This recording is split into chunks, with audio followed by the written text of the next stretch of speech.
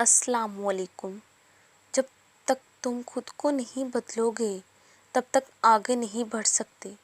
تمہارا ماضی کبھی پیچھے نہیں چھوڑے گا جب تک تم اس کو اور اپنے آپ کو معاف کرنا نہیں سیکھو گے، کیونکہ غلطیاں تو ہر دور میں ہوتی ہیں، لیکن تمہیں ان غلطیوں کو معاف کر کے ان سے سبق سیکھنا ہے اور آگے بڑھنا ہے، نہ کہ ایک جگہ رک کر خود کو ضائع کرنا ہے۔